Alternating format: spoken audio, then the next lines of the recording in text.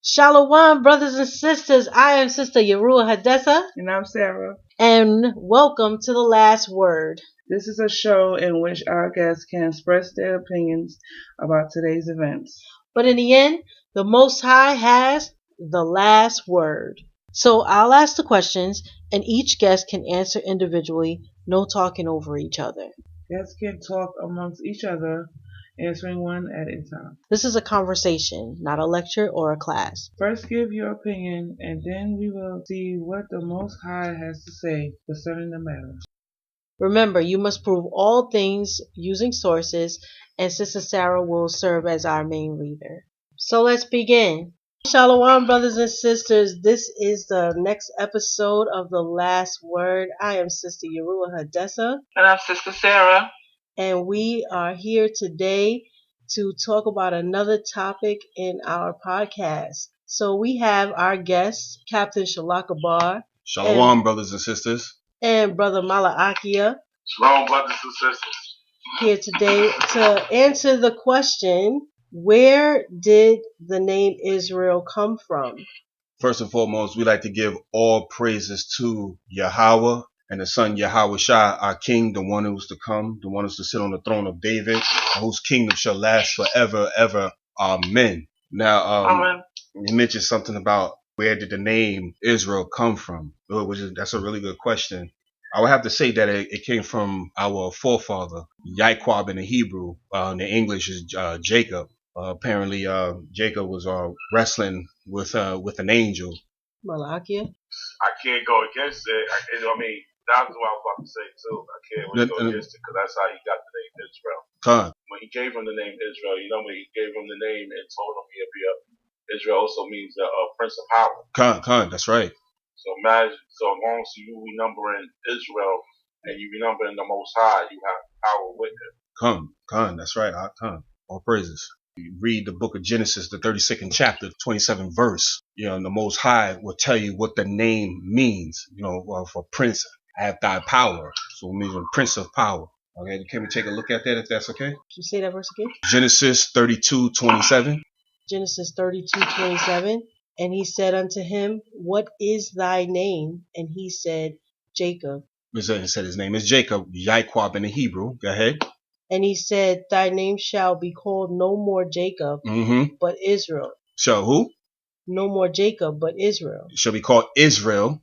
Go ahead. For as a prince hast thou power with God. For thy prince has thy power with God. That's where the name Israel came from. It came from our forefather Jacob, Yaquab. And with men, and hath prevailed. There it is. We know people in the world, they hate us to remember that we are Israel.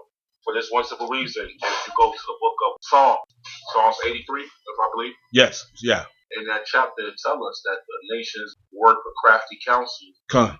And to keep us from remember us to being a nation again. Keep us from knowing who we are.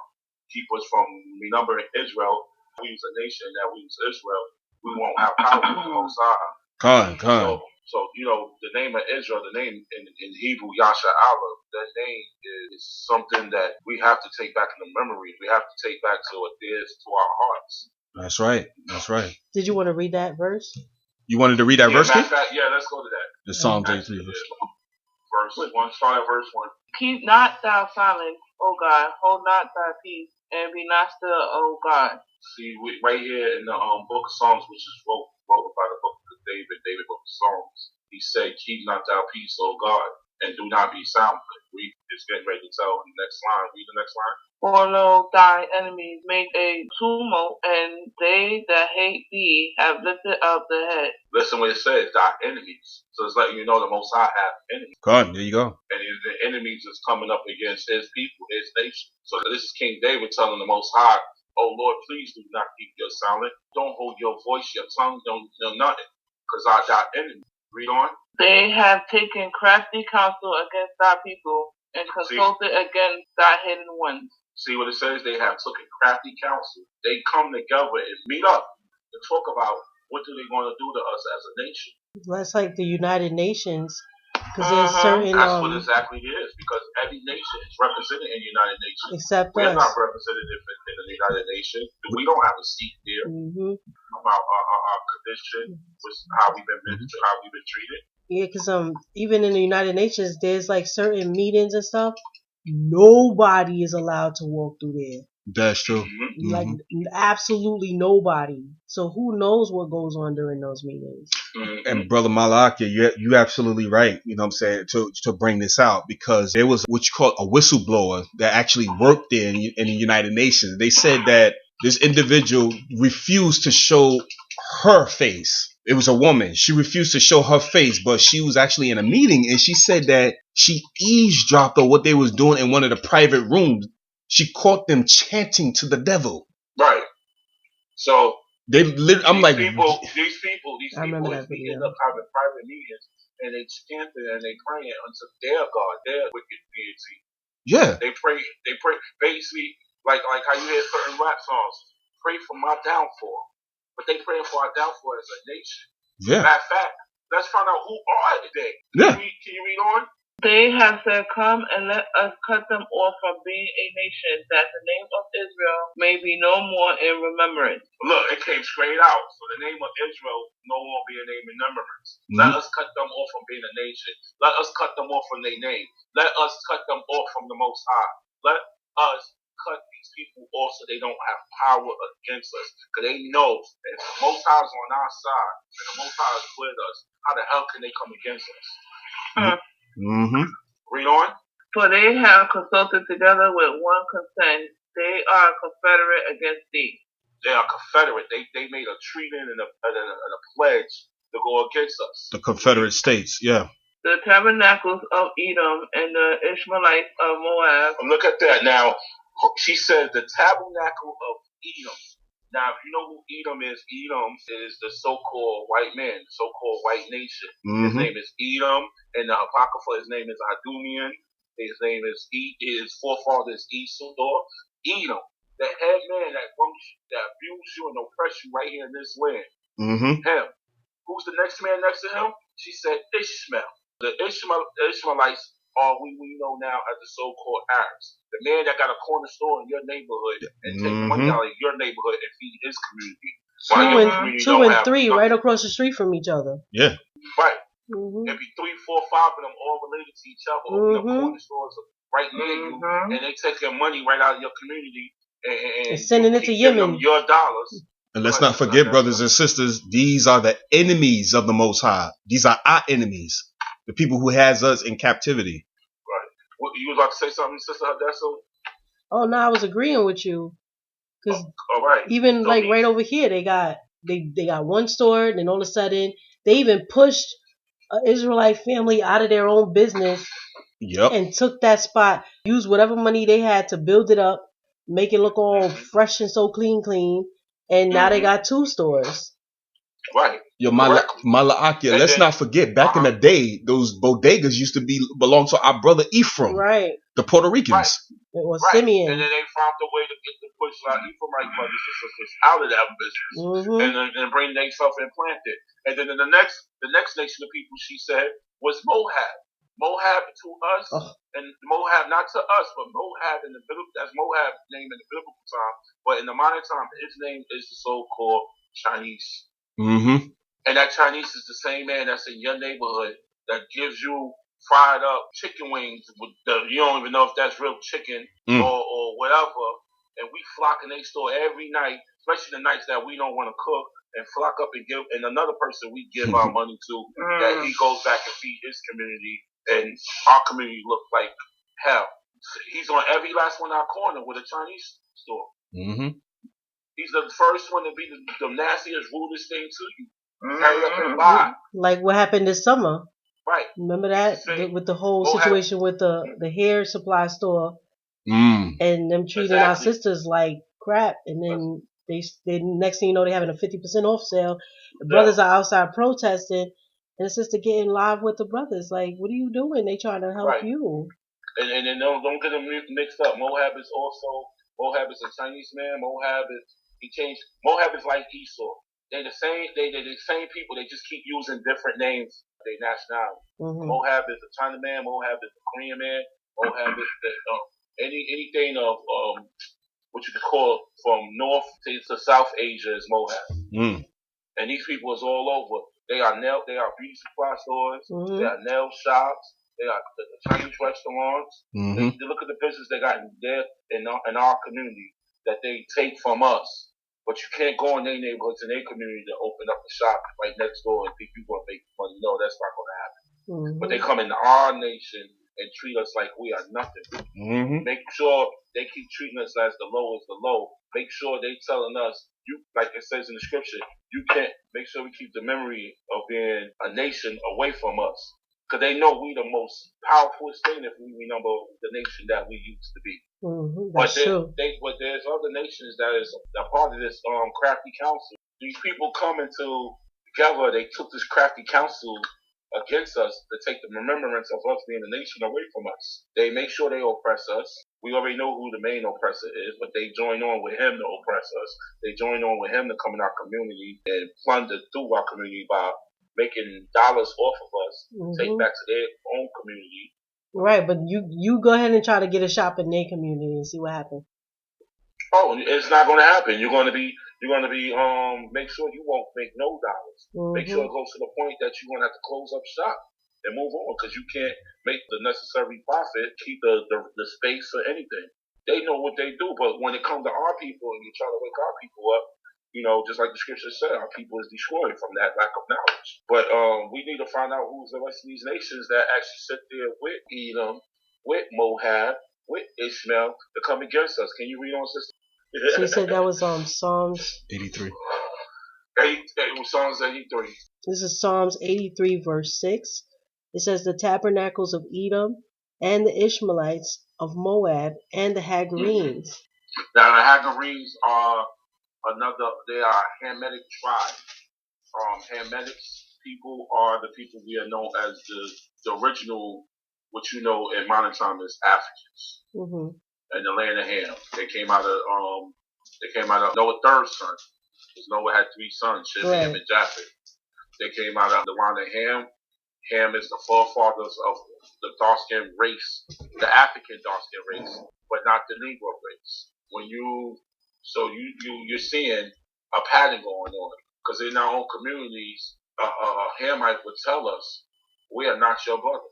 We are not the same. But he'll make money off of us because now when I look at most of these chicken joints, who you see is Hamitic people. He's telling me, he's another one. He come over here and he joins on with the oppression of the people. He'll make money and dollars off of you. He even try to scam you. Mm-hmm. We know that's true. There's a big lot of them that does fraud. Slumlords. Some of them, majority of them, if they own property, they slumlords. All they want is their rent money. They don't care how the condition is. They don't care about you. You're not his people. You're not. To these people, we are not equal to them. Right. So and it's sad. It's sad it comes out like that because when we go through the scripture and you go to the book of Deuteronomy, you know what? We are not equal. We are not equal at all.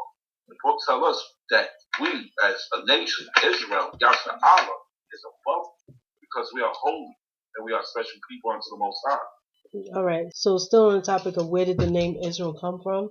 We have a verse right here on Baruch chapter 4. Baruch 4 and 6. Baruch 4 and 6. This is to land me back off of what Malachi was talking about. Mm-hmm. So Baruch 4 and 6. It says Baruch 4:6. Ye were sold to the nations, not for your destruction, but because you moved God to wrath. That's what our ancestors did. We ended up moving the Most High to wrath because we was following the nation's other gods. And the Most High didn't like that, So what did he do to us? It says, ye were delivered unto the enemies. Well, not unto our friends, unto our enemies. So just like what Brother Malachi said, these are our enemies. These are not our friends, these people here. We were delivered to them. Go ahead. Verse 7, for ye provoked him that made you by sacrificing unto devils and not to God. You see, other gods sacrificing unto devils like Molech, which we see that today. You sell your, selling our soul. And because of that, go to Jeremiah 17:4 real quick. Jeremiah 17:4 says, "And thou, even thyself, shalt discontinue from thine heritage." Because we did all of that, the Most High said we was going to be discontinued from our inheritance. Go ahead, Rick. "That I gave thee, Mm-hmm. and I will cause thee to serve thine enemies in the land which thou knowest not." In the land that we know nothing about. Our original homeland is in Israel, which, I'm sure Brother Malachi can agree. We on one accord with one another.